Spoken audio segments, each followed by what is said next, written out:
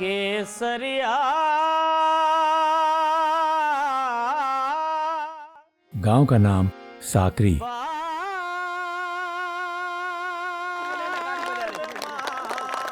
लगता है कोई मेला गांव में आया है।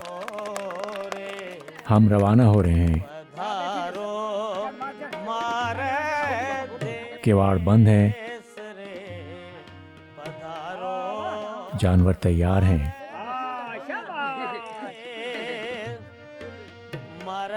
और तकरीबन सारा गांव अलविदा कहने के लिए साथ चला।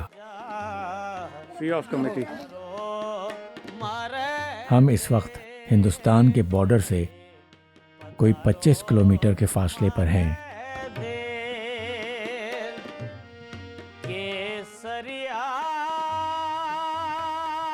फिर ये लोग वापस पलटते गए और वही बचे जिन्हें जाना था। मुझे मिलाकर कुल 8 आदमी। ये कोहली फैमिली है। बूढ़ा है बोझा, इसकी घरवाली राधा, साथ में 2 छोटे बच्चे। पूना इन 30 गायों को बैराजी इलाके लेकर जा रहा है। इसका साथी सत्तू, ये मेरा ऊंट वाला पूंजा, इसको सब भगत कहते हैं। पूना, सत्तू और भगत जात के मेघवाड़ हैं। और ये शख्स दलीप, जात का भील, मेरा गाइड। इस सफ़र को मुमकिन करने में इसका बुनियादी किरदार है। थर में हिंदुओं की तीनों दलित जातें इस कारवान में हैं। हम जा रहे हैं सिंध के नहरी इलाके, जहां माल मवेशियों के लिए चारा मौजूद है और खेत मजदूरी की मांग भी। और मैं इनके साथ इस सफ़र को फिल्म बंद करने। थर में ये सफ़र कोई अनोखा नहीं। हर साल हज़ारों ख़ानदान इससे गुजरते हैं। जिस साल कहत हो तो ज़्यादा लोग जाते हैं, और अगर कहत ना हो तब भी लोग जाते हैं। लेकिन मेरा इनके साथ चलना और वीडियो बनाना यकीनन पहली बार है। मुझे बिल्कुल यकीन नहीं कि मैं ये सफ़र मुकम्मल कर पाऊंगा। 2 किलोमीटर बाद पहले लिंक रोड पर अलविदाई पार्टी के आखिरी चंद लोग वापस पलट गए। अब हम सहरा के सुपुर्द हैं।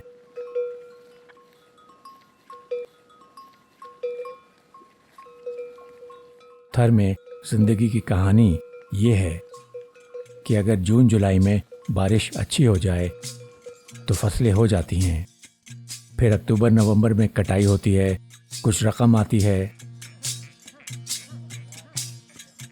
चलते रहो चलते रहो। दिसंबर जनवरी में शादियों का रिवाज है। तकरीबात में गरीबों के तो पैसे सारे ही खर्च हो जाते हैं। फरवरी के आखिर तक जब सूरज दोबारा शिद्दत इख्तियार करता है, सर्दी कम होने लगती है और घास सूखने लगती है, तब इनके जानवरों के लिए चारे की किल्लत शुरू होती है और उनके पास भी कोई काम नहीं होता। उस वक्त यहाँ के गरीब लोग सिंध के नहरी इलाकों की तरफ जाने के बारे में सोचते हैं।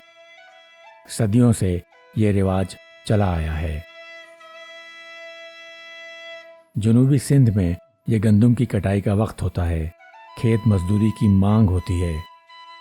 ये लोग वहाँ पहुँच जाते हैं, खुद मजदूरी करते हैं और जानवरों को भी चारा मिल जाता है। लेकिन जिस साल बारिश और फसल अच्छी ना हो तो ये लोग अगस्त सितंबर में ही चले जाते हैं गन्ने की कटाई पर। जहाँ लोग सदियों से रहते आए हैं, वहाँ जिंदा रहने के गुर भी सदियों पुराने हैं। अमूमन 100, 200, कुछ तो 300 किलोमीटर पैदल चलकर जाते हैं, पूरे के पूरे खानदान। यहाँ जब सहरा में गर्मी बढ़ेगी और तेज हवा चलेगी तो पेट में क्या डालेंगे।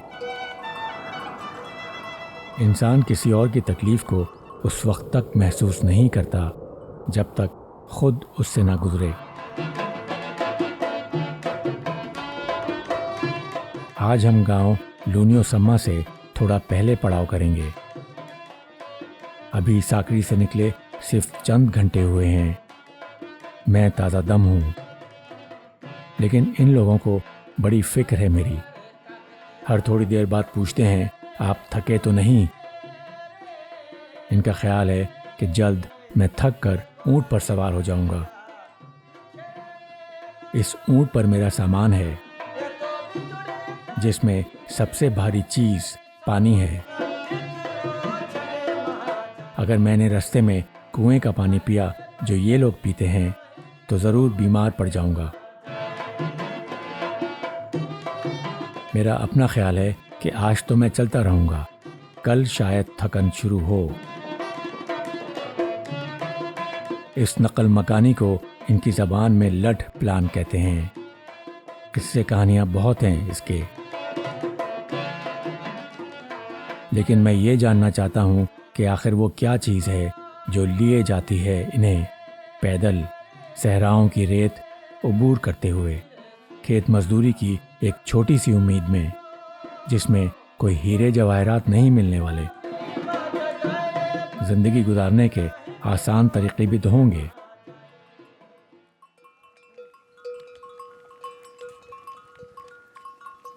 ऊंट की सुस्त रफ्तार भी गायों से तेज होती है।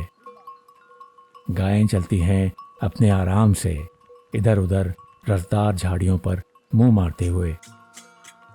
ये बच्चा अभी 10 दिन का है। धीरे धीरे सूरज नीचे होने लगा, लेकिन हमारा सफर जारी रहेगा। कब तक मुझे बिल्कुल इल्म नहीं। अभी आसमान पर मुकम्मल स्याही नहीं फैली थी कि हम गोड़ी के मंदिर के पास से गुजर रहे थे।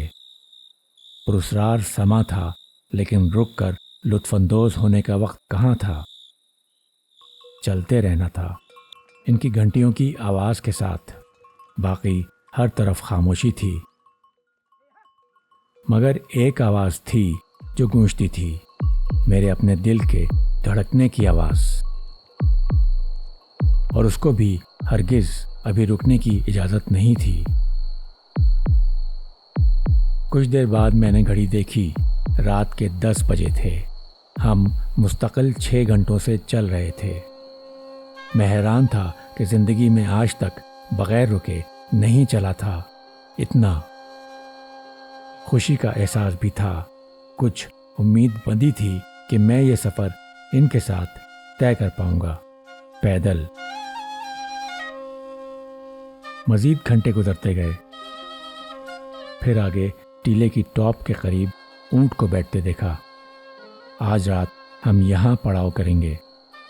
रात के 11:30 बज रहे थे। हम थकन से चूर थे। ठंड बढ़ चुकी थी। पहले चाय बनाई गई, फिर उस रात हमने प्याज से रोटी खाई। लेकिन नींद मेरी आंखों से मीलों दूर थी। एक अनजान बियाबान और पहले 8 घंटे पैदल चलने का जोश। चंद घंटों बाद चिड़ियां चहचहाने लगीं।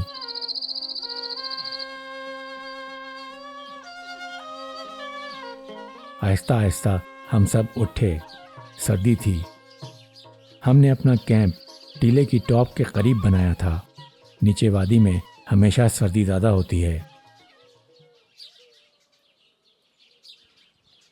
कितनी देर में निकलेंगे? कितनी देर में निकलेंगे? 10 मिनट में? 1 घंटे बाद निकलेंगे। 1 घंटे बाद? अच्छा, और गाय उठाना बस। गाय उठेगी भी निकलेंगे? ये तमाम लोग बुनियादी तौर पर मजदूरी करते हैं। छोटे मोटे खेत भी हैं इनके, जिनमें कुछ दाने उग आते हैं अगर बारिशें अच्छी हो जाएं। बाकी इसके अलावा ट्रक पट्टों में हिम्मत के सिवा इनके पास कुछ और नहीं। आहिस्ता आहिस्ता गायों ने उठना शुरू किया। कुछ को गुड़ देकर स्टार्ट किया गया। और ऊंट साहब का नाश्ता, वो तो सबसे ज़्यादा ज़रूरी था। फिर सफ़र का सामान बांधा गया। जब रवाना हुए तो 9 बजे थे। करीबी गांव की बकरियां आज़ाद घूमती हैं। थर में इनकी चोरी का कोई रिवाज नहीं। अब अगली मंजिल है लूनियो सम्मा, कोई 2 घंटे की मसाफत।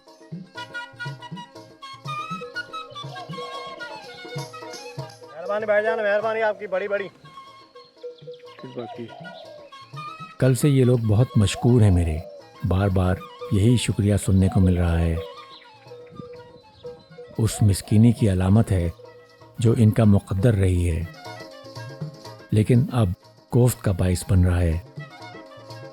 हम सब इंसान हैं, फ़र्क सिर्फ मुक़द्दर की परख में है।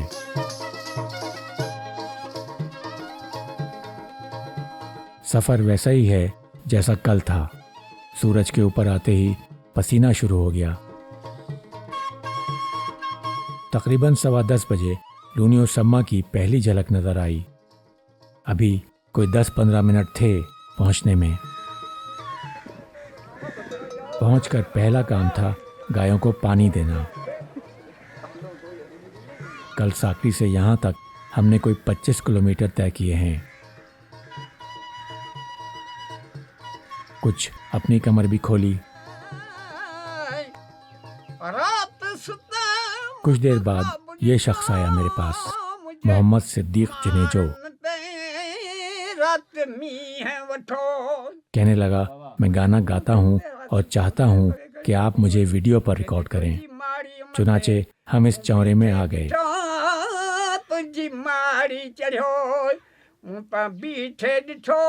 बीजा वठड़ सदी बनी जाए, हीरे मुखे कद कोटन मां। वाह, लतीफ़ की शायरी, वाह।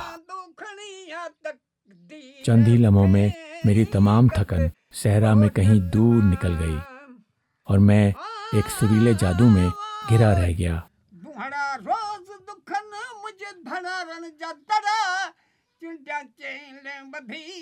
दोपहर तकरीबन 2 बजे हम अपना सामान बांधकर वहां से निकल गए। सफ़र कुछ देर रोड के साथ था, फिर हम रोड से हटकर शुमाल की जानिब होते गए।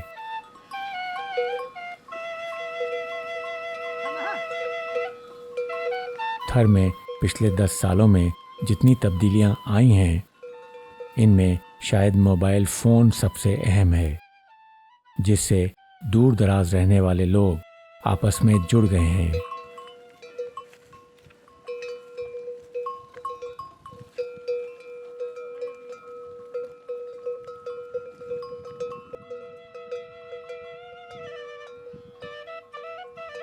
इस वक्त शाम के 5 बजे हैं। हमें चलते हुए 3 घंटे हो चुके हैं। पता नहीं आगे कहाँ तक चलने का इरादा है। तकरीबन 5:30 बजे हमने डेरा डाला। अब चाय के लिए चूल्हा खोदा जा रहा है और हम सब इंतज़ार में ढेर हुए पड़े हैं।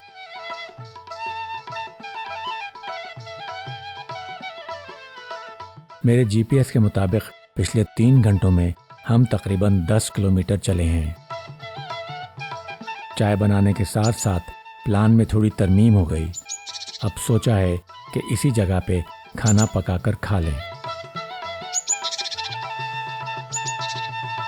यहाँ के असल मकीनों की तरह हम भी दाने दुनके के इंतज़ाम में लग गए। उस रात हमने रोटी के साथ शोरबा खाया, जिसमें प्याज के चंद टुकड़े तैर रहे थे। रात 8 बजे हमने ऊँट बांधना शुरू किया। खाना खाने में देर हो गई थी, आगे मंजिल बड़ी थी। जो रुके तो कोहे गिरा थे हम, जो चले तो जान से गुजर गए। इरादा था गांव थाड़े जो तर से थोड़ा पहले पड़ाव करने का।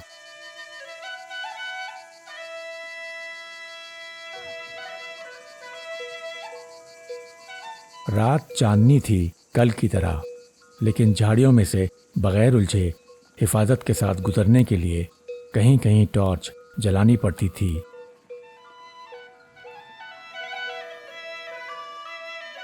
3 घंटे गुजर चुके हैं। थकन से पूरा जिस्म चूर है, लेकिन फिर भी कदम आप ही आप उठ रहे हैं।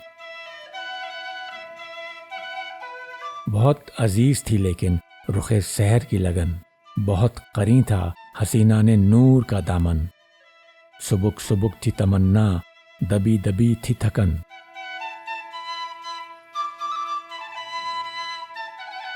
हम एक मैदान से गुजर रहे थे जहां जा बजा कांटे फैले हुए थे। दलीप कांटों की एक टहनी में बुरी तरह उलझ गया। मैं रुका उसको लाइट दिखाने, इतने में ऊंट वाला आगे निकल गया। भगत कहाँ गया? कुछ देर में जब हम आगे गए तो वहां किसी का नामो निशान नहीं था। इधर उधर देखा, आवाजें दी, कोई नामो निशान नहीं था। हम खो चुके थे। रात तेजी से सर्द हो रही थी मैं कहा था बेकार है, और थकन ऐसी या तो रुक जाए हम लोग। कि खड़े रहना मुश्किल। अगर ऊंट वाला नहीं मिला तो 2 ही रास्ते हैं, तो बहुत थक गया हूँ यार। या तो रात इन सर्द टीलों के किसी कोने में दबक कर गुजारें, क्या कर रहे हो? या फिर पीछे से आती हुई गायों का इंतजार करें। लेकिन उनका कोई भरोसा नहीं कि कितनी देर में आएं, और यहाँ से गुजरें या आसपास कहीं और से गुजर जाएं और हमें उनकी आवाज़ तक ना आए। किसके पाँव? दलीप टार्च की रोशनी में कुछ देख रहा था। ये इतना यहाँ पे माल के निशान कैसे मिलेंगे अंधेरे के अंदर? बहरहाल जो भी हो, मैं टांगों को दम देने के लिए बैठ गया। क्या मिला? पाँव मिल गया, रास्ता मिल गया। अच्छा, किधर है? ऊंट के पैर के गहरे निशान और एक आदमी के पैर के निशान भी। फिर किधर जा रहा है? आगे जा रहा है। चलो चलो। शुक्र, थर में इसलिए चोरी नहीं होती क्योंकि चोर पैर के निशान से पकड़ा जाता है। बराबर का टीला पार किया तो अंधेरे मैदान में बहुत दूर एक अलाव जल रहा था। ये भगत ने हमारे लिए जलाया था। शुक्र कि हम सहरा की सर्द रात में ठुठरने से बच गए थे। इस वक्त रात के 12 बजे थे। हमारे 12 तो कब के बज चुके थे। थकन ऐसी कि बेड़ा गर्क होने के दहाने पर खड़ा था।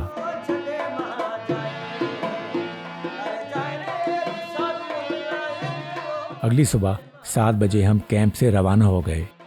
चाय भी नहीं पी। आगे मंजिल बड़ी थी, वक्त थोड़ा था। अगला गांव थाड़ेजो तड़ ठाकुरों का गांव है। तारीखी तौर पर ठाकुर थर की रूलिंग क्लास रही है। 71 की जंग के बाद इनका असर तकरीबन ख़त्म हो गया, लेकिन ये बेचारे दलित अब भी इनसे बहुत दबते हैं। अब मुझे कैमरा बंद करने को कह दिया गया है। गांव उबूर करके इस इमारत को देखकर मैं दंग रह गया। सहरा के बीचों बीच ये इमारत कहाँ से आ गई। पता चला कि थर कोल अथॉरिटी का मुकामी दफ्तर है। सहरा में चलते हुए ये 2 दिन अब मुझे 2 सदियों के बराबर लग रहे हैं।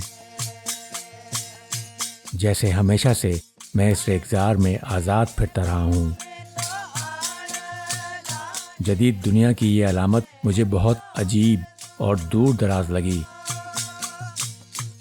इसके एयर कंडीशन कमरों में काम करने वाले कौन लोग होंगे जो वायरलेस इंटरनेट इस्तेमाल करते होंगे और शानदार गाड़ियों में सफ़र करते होंगे।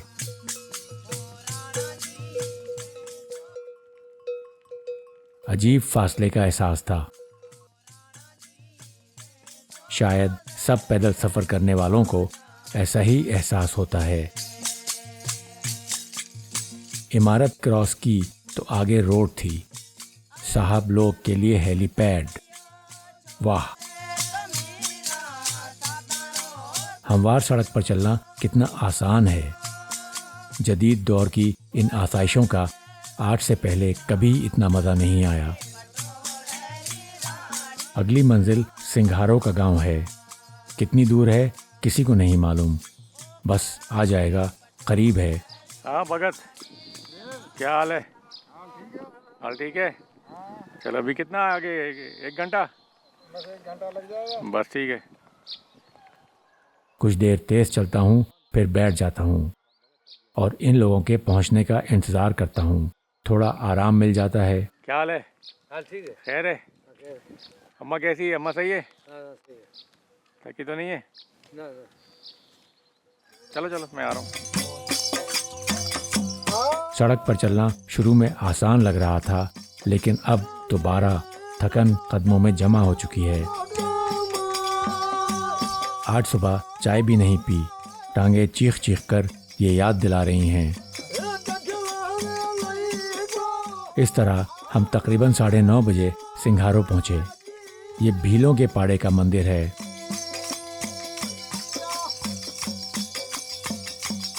अब सबसे पहले चाय बनेगी, इसके बाद खाना भी इधर ही खाएंगे। एक झाड़ी की छिदरी छांव तले बैठे हैं। खाने के बाद रात के लिए रोटी बनने लगी। थोड़ा आराम का टाइम और मिल गया। अब हम रात देर तक चल सकते हैं। चलेंगे जहां तक टांगों में दम होगा। फिर पूरे दिन की थकन के बाद रोटी नहीं पकानी पड़ेगी।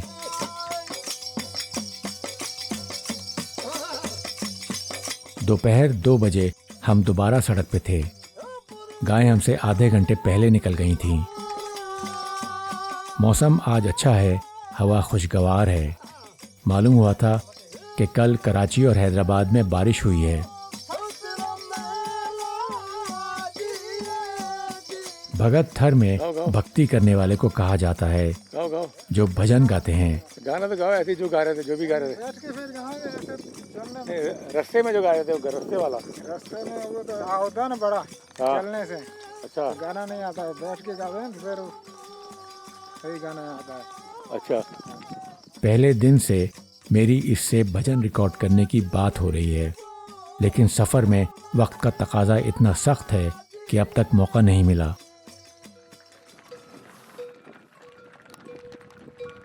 हाँ पूनम, क्या हाल है? हाँ भाई, खैर है?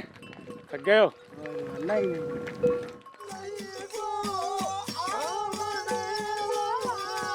ये तमाम गायें इसकी अपनी नहीं, इलाके के मालदार लोगों ने अपने जानवर इसे दिए। वो चाहते हैं कि गर्मी के मुश्किल महीने ये सिंध में गुजार लें। वहाँ चारा अच्छा मिल जाएगा। फिर जब जून जुलाई में थर में बारिशें शुरू होंगी, तब इनको वापस लाएगा। इसको मजदूरी के पैसे मिलेंगे और अगर किसी गाय ने बच्चा दिया तो वो इसका होगा।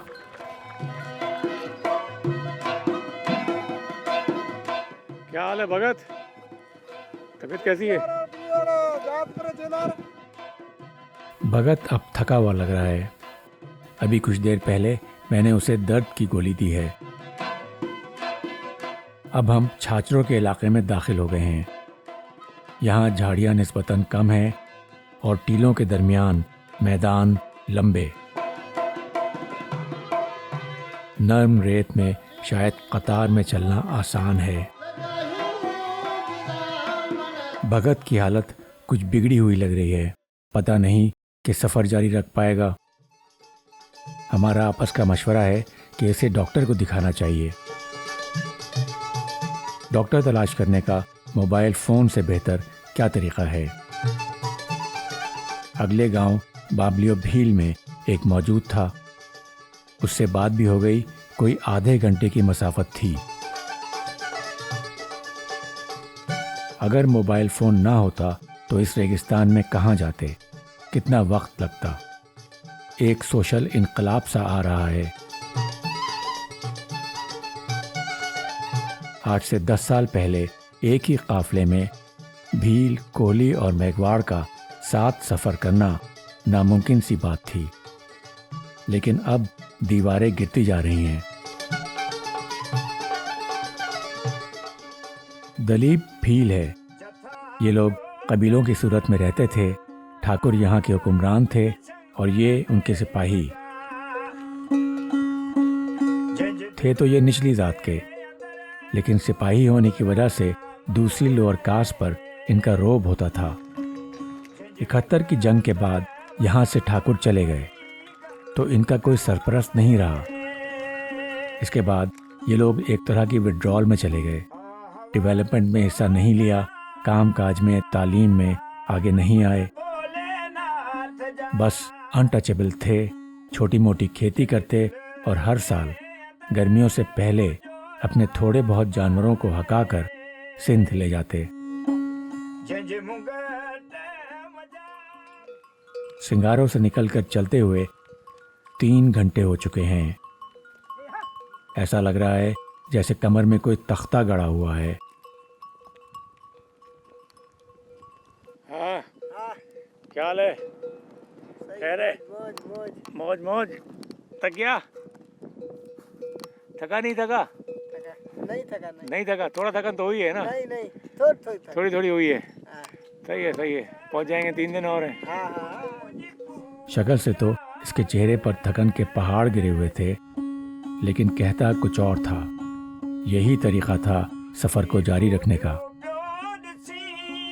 दलीप भगत को डॉक्टर के क्लिनिक में ले गया। हम इंतजार करने लगे। अब शुमाल की जानिब से तेज खुनक हवा चल पड़ी है। इससे बचाव के लिए इस वक्त कोई झाड़ी, कोई आड़ मौजूद नहीं। कुछ देर में भगत आ गया। डॉक्टर ने उसे 2 इंजेक्शन लगाए थे। खासा बेहतर लग रहा था। यहाँ कोयले से मुतालिक कई तंसीबात हैं। अब देखें इनसे यहाँ के लोगों की हालत में कितनी बेहतरी आती है। हवा मज़ीद तेज़ और ठंडी होती जा रही है। मैंने अपना स्वेटर पहन लिया है, लेकिन इस हवा में ये कागज़ से भी पतला महसूस हो रहा है। आज रात हम खिलाफ़े तवक्को जल्दी रुक गए। सर्दी बहुत लग रही थी। एक टीले की आड़ में उस हवा से पनाह मिली है। आज हमने गुड़ से रोटी खाई। भगत कुछ खाए बगैर सो गया। कहने लगा ये उसके लिए बेहतर है।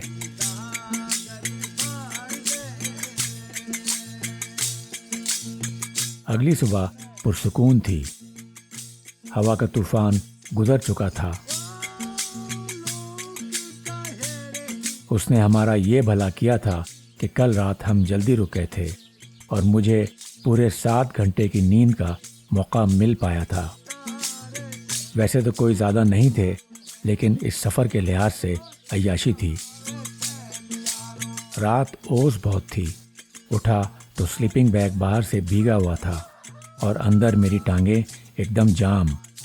कुछ देर लगी उनको रवां करने में। रात सोए कहाँ थे? ओ इधर था दड़ा में। घड़े में? हाँ। सर्दी थी, सी थी? मेरे सुठा हुआ।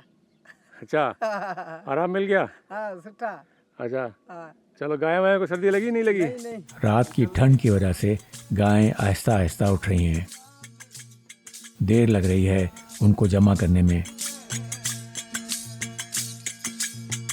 आज सुबह मुझे इस बात का यकीन हो गया है कि मैं इन लोगों के साथ ये सफ़र मुकम्मल कर पाऊंगा। यहाँ की तकलीफ़ों के साथ एक होता जा रहा हूँ। इस हौसले से मैंने फ़ोन उठाया और दोस्तों से राब्ते करने शुरू कर दिए।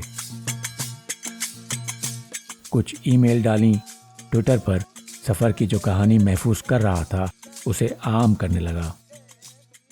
बताने लगा कि मैं यहाँ हूँ, 3 दिनों से इन लोगों के साथ पैदल चल रहा हूँ और जिंदा हूँ अभी तक।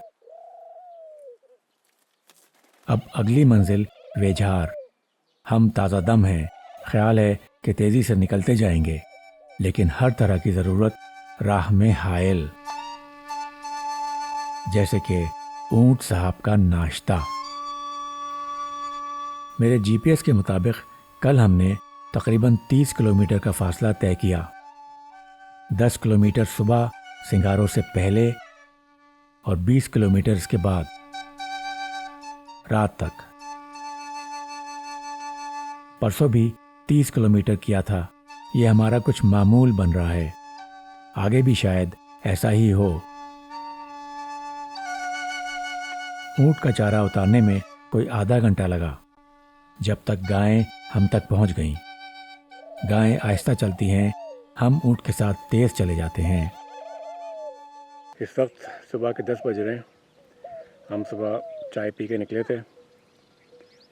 अब वेजियार पहुंचेंगे शायद 1 घंटे में।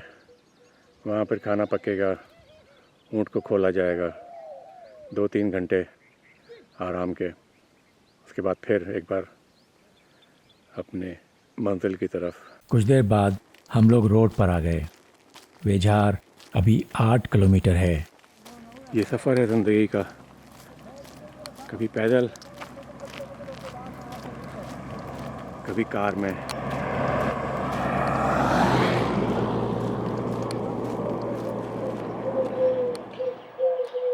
वेझार पहुंचकर एक और देवी की छांव तले हमने दम लिया। हमारा वही मामूल था। खाना पकाया, फिर खाया, कुछ बातें की, फिर रात के खाने का बंदोबस्त किया। कुछ देर सफ़र के अगले मरहले के बारे में सोचते रहे, फिर कमर बांधकर उठ खड़े हुए।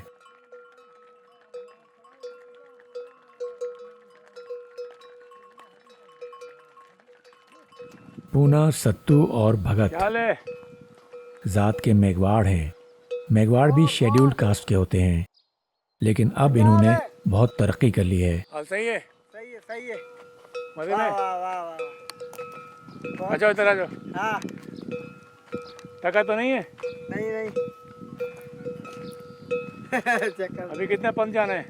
अभी बोरी के ऊपर कितने घंटे लगेंगे? कितना क्लाक? बस आधे आधे कलाक। आधा क्लाक। कल तुम्हारा 3 क्लाक में हुआ था। तारीखी तौर पर ये लोग चमड़े का काम करते थे, जिसमें बहुत बू आती, इसलिए सब इनसे दूर रहते और हकारत से देखते। लेकिन अब शायद ही कोई मेघवाड़ ये काम करता नजर आएगा। अब इन्होंने हर तरह के जदीद हुनर अपना लिए हैं। बस ट्रक ड्राइवर से लेकर ऑटो मैकेनिक, इलेक्ट्रिशियन और दफ्तरी कामकाज वगैरह शहरों में कसरत से आ गए हैं। थर की पसमानदा जातों में सबसे शानदार कामयाबी की कहानी मेघवाड़ों की है। ये गायें मुझे कुछ कुछ पहचानने लगी हैं। यही कि मैं भी इन्हें अब हका पा रहा हूँ। बूढ़ा बोजा और उसकी फैमिली कोहली है। इनको यहाँ का कदीम बाशिंदा या आदिवासी कहा जा सकता है। ये जंगल में रहते थे और जिस तरह भी वहाँ गुजर होता करते, सिविलाइजेशन से दूर रहते। तो डेवलपमेंट में भी इन्होंने हिस्सा नहीं लिया, लिहाजा बहुत पीछे रह गए। अब ये मेन स्ट्रीम का हिस्सा बनते जा रहे हैं, लेकिन वक्त लगेगा इनको आगे आने में। मगरिब के वक्त हम भोरीलो गांव के बाहर से गुजर रहे थे। चलते हुए कोई 4 घंटे हो चुके हैं। थकन से हाल बुरा है। हालिया बारिशों की वजह से मतला एकदम साफ है। थर का एक दिलकश गुरूबे आफ्ताब। हम रात 11 बजे तक चलते रहे। गुड़ से रोटी खाई। बूढ़ा बोझा आज बहुत थक गया है। जीपीएस के मुताबिक आज भी तकरीबन 30 किलोमीटर चले हैं।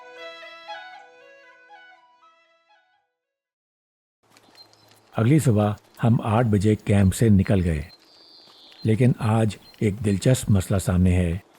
अगले गांव में दलीप का एक दोस्त भील स्कूल मास्टर ये कह रहा है कि हम उसके पास कुछ देर रुकें और चाय पी कर आगे जाएं। अगर हमने ऐसा किया तो कम से कम 2 घंटे लग जाएंगे और आज की पूरी रूटीन ख़राब हो जाएगी। लेकिन खासी माजरत के बावजूद भी उसने अपना इसरार नहीं छोड़ा। उसका कहना है कि आज तक इस तरह की फिल्म बनाते हुए उसने किसी को नहीं देखा, लिहाजा वो मुझसे मिलने पर मुसिर है और मैं अजीब मखमसे में हूँ। आज छोटी गौरी अपने खेल में खूब मगन है। सफ़र की तकलीफ़ों पर अब उसने भी काबू पा लिया है। आखिर तय ये पाया कि रोड के किनारे वो अपनी खिदमत सरअंजाम देगा। ये ठीक हो गया। हमारा टाइम बच गया। उससे बात कर ली, चाय पी ली और आग पर हाथ भी सेक लिए। अब हम चेलार की तरफ रवां दवा हैं। एक छोटा शहर है थर में। कोई 12 बजे चेलार की पहली झलक नजर आई। शहर क्रॉस करने के बाद देवी की झाड़ियों तले हमने डेरा डाला। आज हमारे सफ़र की आखिरी रात है। सिर्फ इतना एहसास ही एक नई तवानाई का बाइस बना हुआ है।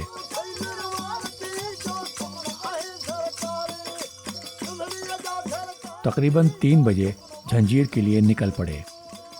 अगली मंजिल आसान, सिर्फ 14 किलोमीटर। ख्याल था मगरिब से पहले पहुंच जाएंगे। मैं सोच रहा था कि आज भगत के भजन रिकॉर्ड करने का मौका मिल जाएगा। ये इलाका कस कहलाता है। यहाँ पानी के कुएं बहुत कम हैं और पानी गहरा और कड़वा है, तो आबादी कम है।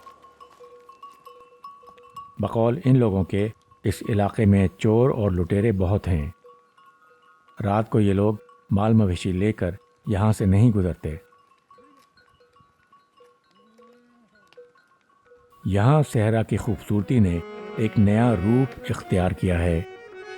कैक्टस मुख्तलिफ तरह के, सूखी खारदार टहनियाँ एक दूसरे में लिपटी हुई,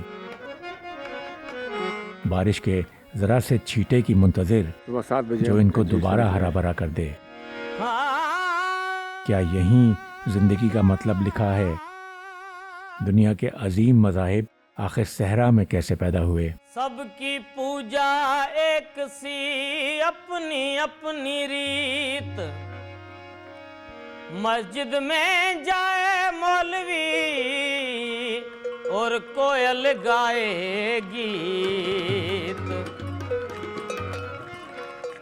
अब तक के सफ़र में एक आज़ादी का एहसास है। यहाँ कोई बाड़ नहीं है, दीवारें नहीं हैं। जा सकते हैं हम जहाँ तक हमारी टांगें ले जाएं, आज़ाद ख्यालों की तरह, खुदावंद बनकर खुदाओं के मानिंद रूए गर्दां। हाँ, शुरू में शदीद तकलीफ़ से गुजरना पड़ेगा और यही इस आज़ादी की कीमत है।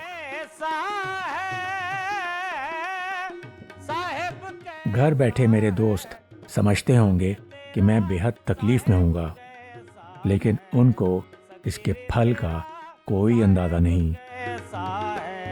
बिल आखिर झंजीर से 1-2 किलोमीटर पहले हमारी मंजिल आ पहुंची। चांद आसमान में बुलंद है, डूबते सूरज ने उसे चमकाया हुआ है। हमने कैंप लगाया है और पहले चाय का बंदोबस्त किया जा रहा है। लेकिन चाय पीने के दौरान ही पूरे काफिले का मूड तब्दील हो गया। ऊंट को एकदम लोड किया गया है और हम दोबारा चल दिए हैं। मैं हक्का बक्का ये सब देखता रहा। अब अंधेरा होने लगा है। कोई बात नहीं कर रहा। सख्ती से खामोश रहने को कह दिया गया है। फिर दलीप ने सरगोशियों में मुझे बताना शुरू किया कि इस बूढ़ी औरत ने सड़क पर एक मोटरसाइकिल वाले को देखा था और शक हुआ था कि वो डाकू है। जब दूसरों से जिक्र किया तो सबने कहा कि उन्हें भी इस जगह पर खतरा महसूस हो रहा है। तो अब हम जंजीर की तरफ जा रहे हैं, क्योंकि ये ख्याल है कि वहां किसी डाकू की मजाल नहीं होगी। अजीब सूरत हाल थी। कहाँ इससे पहले थर में कोई खौफ व खतर नहीं था और कहाँ ये इस तरह डर कर भागना। दलीप का कहना था कि रोड के साथ साथ डाकू भी थर में आ गए हैं। अब वो पुराना वाला थर नहीं रहा और 2 साल से खुशखसाली चल रही है। लोगों के हालात बहुत बुरे हैं। जंजीर के गांव के बराबर एक टीले पर हमने कैंप किया। रात देर तक हमारी कॉन्फ्रेंस चलती रही कि कल क्या करना चाहिए।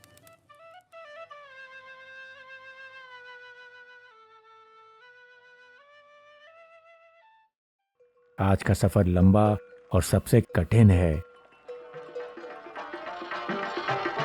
कल रात का वाकया अभी भी हर किसी के दिमाग में ताज़ा है।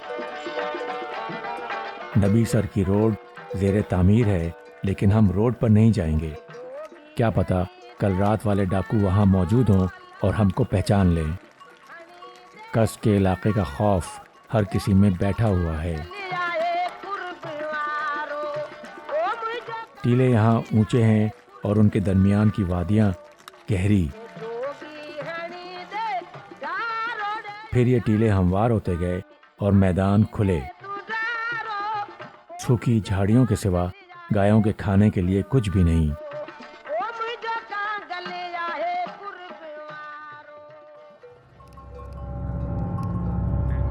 यह हमको पानी जमा करने के टैंक में पड़ा मिला। मुकामी ज़बान में इस सांप को लुंडी कहते हैं, अंग्रेज़ी में कारपेट वाइपर। दुनिया में सांप के कांटे से होने वाली सबसे ज़्यादा अमवात का जिम्मेदार ये सांप है। यहाँ बहुत कसरत से मिलता है। अब 4 घंटे हो चुके हैं चलते हुए। थकन दोबारा जोर पकड़ती जा रही है, लेकिन रुककर आराम नहीं किया जा सकता। दलीप कहता है कि यहाँ पीने का पानी नहीं है। रुक गए तो जानवरों को क्या देंगे। भगत कहता है कि साया नहीं है, जबकि पहले भी बगैर साए के हम रुक चुके हैं। बात दरअसल ये है कि कस में रुकने का रिवाज नहीं है, और शायद ये भी है अब ये लोग इस सफ़र से उकता चुके हैं। चाहते हैं कि जल्द अज जल्द किसी तरह सफ़र को तय करें। आराम की खातिर वक्त ज़ाया करने का कोई मूड नहीं। हाँ, मज़ीद तकलीफ़ उठा लेंगे, इसकी इन्हें आदत है। और अब आगे सहरा वाकई लकोदक है। पानी तो दूर की बात, साया तक भी नहीं। इस वक्त दोपहर का 1 बज रहा है। हमें सुबह से चलते हुए कोई 6 घंटे हो चुके हैं। शुक्र था कि सुबह चाय के साथ थोड़े चने खा लिए थे। शायद उन्हीं के दम पे कदम उठते थे। ऊंट पर पड़ा मेरा पानी कब का ख़त्म हो चुका है। सूरज आसमान से नेज़े बरसा रहा है। आराम करने का तरीक़ा वही, गायों से आगे निकल जाओ, फिर बैठ जाओ थोड़ी देर, चाहे तपती रेत हो या चिलचिलाती धूप, आराम तो मिल जाएगा। फिर पता चला कि सत्तू के घर वाले कुनरी में थे। वो हमारे लिए खाना भेज रहे थे। वाह, क्या बात थी। मोबाइल फ़ोन का कमाल था। टेक्नोलॉजी ने दुनिया तो बदल दी है, लेकिन हैं हम सब अभी भी ज़मीन के ज़मीन पर पैदल। आज हमने कोई 20 किलोमीटर तय किए हैं, बग़ैर रुके या खाए पिए। मेरा हाल बुरा इतना है कि बताना मुश्किल है। 3:30 बजे खाना आया। कोई 8 घंटे बाद एक झाड़ी के साए में हम बैठे और दिन का पहला खाना खाया। अब सिंध करीब है, सब्ज़े की शक्ल तब्दील हो रही है। हम तो ताज़ा दम हो गए हैं, लेकिन गायों को अभी तक कुछ नहीं मिला है। थोड़ा गुड़ दे रहा है, जो गायें बहुत थक गई हैं। कुछ सहारा मिल जाए मंजिल तक पहुंचने का।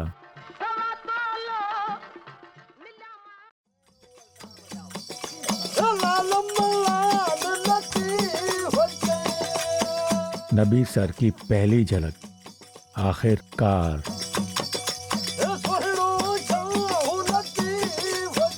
मंजिल सर करने का इत्मीनान है ज़रूर, लेकिन फतह का जश्न कहीं नहीं। पता नहीं और कितने सफ़र आगे पड़े हैं इन लोगों के लिए। और फिर जश्न उस वक्त मनाया जाता है जब उसका साजो सामान हो। ये लोग मज़ीद एक दिन लगाकर कुंडरी तक जाएंगे, लेकिन मेरा थर का सफ़र यहाँ ख़त्म हो जाएगा। जहन की कैफियत बदल रही है। वो आज़ादी, वो आवारगी, रेत का ओढ़ना बिछोना लामहदूद सहराई वक्त पर बेड़ी पड़ने जा रही है। मैं खुश नहीं हूँ। एक गुस्सा उभर रहा है, एक मशीनी गुस्सा। फिर वही बेफजूल की दौड़ होगी, कारखानाए कुदरत से दूर, मशीनों के सहरा में। कहाँ मैं कुदरत की अज़मत के आगे अपनी कमाईगी में कायनात के राज तलाश करता फिर रहा था, और कहाँ अब दोबारा एक मशीनी फ़िरौन हूँगा।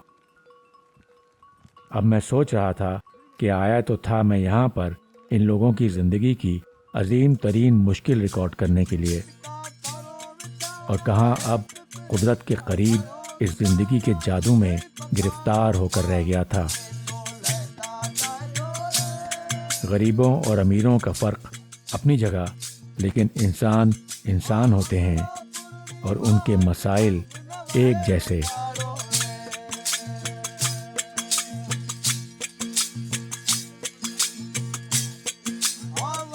अगले रोज़ अपनी गाड़ी में घर जाते हुए मैंने 360 किलोमीटर का फासला कोई 6 घंटे में तय किया। औसत रफ्तार 60 किलोमीटर फी घंटा। इसके बरक्स पिछले 6 दिनों में कुल 170 किलोमीटर का फासला तय किया था, जिसकी औसत रफ्तार 3 किलोमीटर फी घंटा बनती है। 20 गुना का फ़र्क। जब तक ये फ़र्क कम नहीं होगा, टेक्नोलॉजी से क्या खाक हासिल होगा।